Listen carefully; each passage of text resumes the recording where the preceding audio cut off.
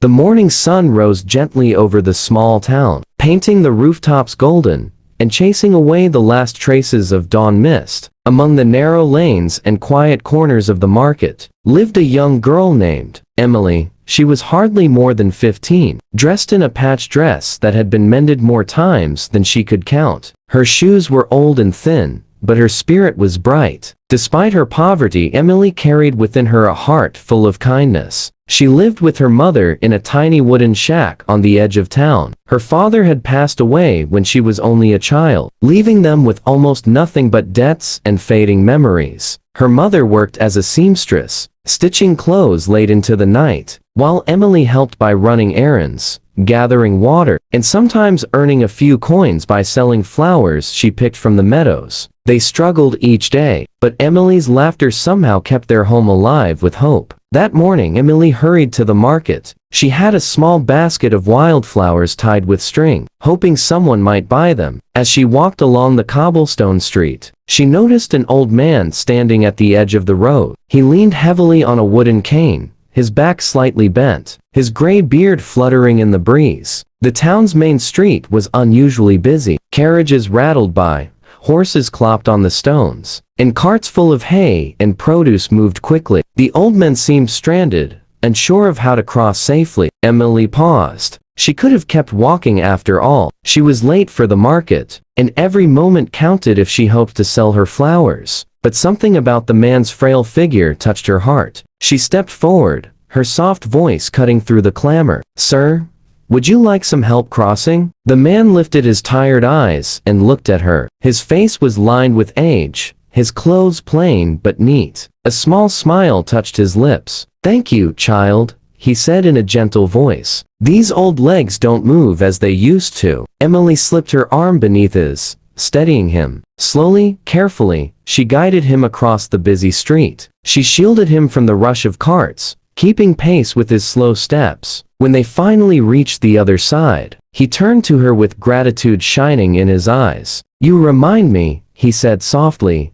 "of the daughter I once had." Emily blushed, a little embarrassed by his words. "I'm just glad I could help," she replied, giving him a small curtsy before hurrying off to the market. She thought little more of it, for she was used to helping others. That was simply who she was. What Emily did not know was that the old man she had helped was Henry Whitlock, the wealthiest farmer in the county. He owned acres upon acres of fertile land on the outskirts of town, fields of wheat that glistened like gold under the sun, orchards heavy with apples, and pastures where cattle grazed lazily. Yet for all his wealth, Henry was known to live simply. He rarely boasted of his fortune, and few townsfolk saw him in the streets. Henry watched Emily disappear into the crowd, her simple dress fluttering behind her. Something stirred in his heart. For years, he had watched people treat him with forced respect or eager greed, knowing his wealth could benefit them. But this girl had helped him without hesitation,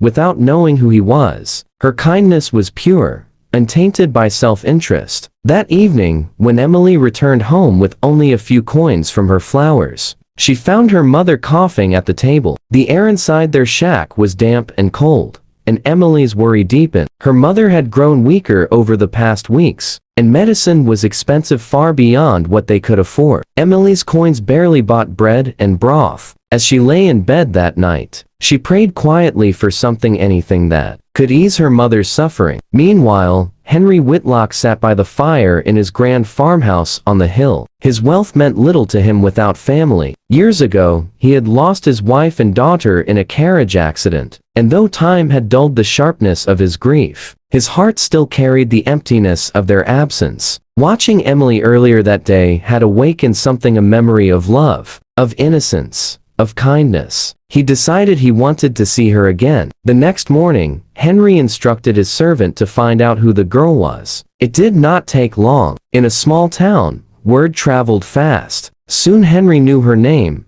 her story, and her struggles. That evening, he walked with his cane down to the little shack on the edge of town. Emily was outside, hanging clothes to dry. She looked up in surprise as the old man approached. "Good evening, child," he said, smiling. Emily recognized him instantly, the man she had helped cross the street. She rushed forward. "Sir, "Are you all right? Did you get home safely yesterday?" He chuckled. "I did, thanks to you. May I speak with your mother?" Emily hesitated, but then nodded and invited him inside. Her mother, pale and weak, looked up in surprise as Henry entered. He introduced himself simply, without revealing his wealth. He asked about their lives, listened to their hardships, and spoke kindly. Before leaving, he placed a small pouch of coins on the table. "I hope this helps with medicine and food," he said softly. "Think of it as a gift, for the kindness your daughter showed me." Emily's eyes widened, and her mother tried to protest,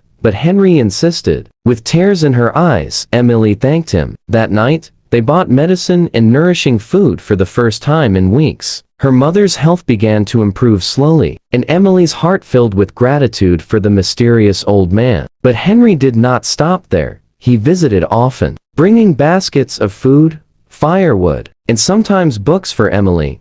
He enjoyed listening to her talk about her dreams, how she wished she could study, learn, and perhaps one day teach children. She was bright, full of questions about the world, her eyes glowing with curiosity. Henry saw in her the daughter he had lost, and in her laughter, he felt a warmth he had not known for years. Months passed, and Henry finally revealed who he was. Emily and her mother were shocked to learn that the humble old man was the richest farmer in the county. But Henry laughed softly and said, "Wealth means nothing if it cannot be used to ease suffering and bring joy." He offered to pay for Emily's education, promising her the chance to study in the town school. At first, Emily could hardly believe it. The girl who had once sold flowers on the street was now sitting at a desk, learning letters, numbers, and history. She excelled quickly, her intelligence shining as brightly as her kindness. Henry became like a grandfather to her, and in turn, Emily brought new life into his lonely farmhouse. On weekends, she would visit his estate, running through his orchards, helping in the gardens, or sitting by the fire as he told stories of the old days. Years later, Emily grew into a young woman of grace and wisdom. With Henry's support, she became a teacher, opening a small school for poor children in the town, children who, like her once, had no chance at education. She never forgot the struggles of her past and dedicated her life to lifting others from the same hardships. Henry lived to see her dream come true. On the day her school opened, he stood proudly by her side, his old cane tapping against the ground, his heart full. As the children ran laughing into the classroom, Henry looked at Emily with tears in his eyes. "All because you once helped an old man cross the street," he whispered. Emily smiled, her eyes shining. "No, sir. All because you believed in me." The little act of kindness on a busy morning had changed not only her life,